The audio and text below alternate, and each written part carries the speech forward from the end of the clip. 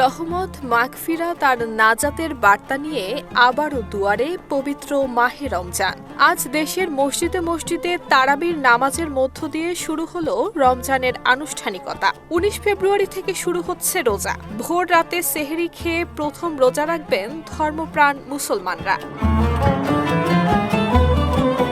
১৭ ফেব্রুয়ারি এশার নামাজের পর রাজধানীর বায়তুল মোকাররম সহ দেশের প্রতিটি মসজিদে নেমে আসে মুসল্লিদের ঢল। পাঞ্জাবি পাজামা পরে জায়নামাজ হাতে মানুষ ছুটে যান মসজিদের দিকে। স্কিন শুষ্ক রুক্ষ হয়ে যাবে বলে কি বাইরে যাবে না? জাস্ট 1 2 3 4 করো, স্কিনটাকে রিভাইভ করো। প্রথম তারাবির জামাতেই ভরে ওঠে নামাজের কাতার। নামাজ শেষে ইমামরা বিশ্ব মুসলিম উম্মাহ এবং বাংলাদেশের শান্তি সমৃদ্ধি কামনায় দোয়া করেন।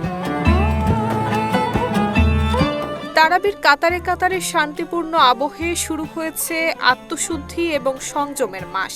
ইবাদত, ত্যাগ আর মানবিকতার এই পবিত্র সময়ে আল্লাহর রহমত আর মাগফিরাত লাভের অপূর্ব সুযোগ পাচ্ছে মুসলিম উম্মাহ। ব্যক্তিগত জীবন থেকে সমাজ, সর্বস্তরের ন্যায়, সহমর্মিতা এবং আত্মসংযমের চর্চার মধ্য দিয়ে রমজানের শিক্ষা বাস্তবায়ন করার আহ্বান জানিয়েছেন আলেমরা। নুসরাত জাহান মেহেক, ঢাকা পোস্ট।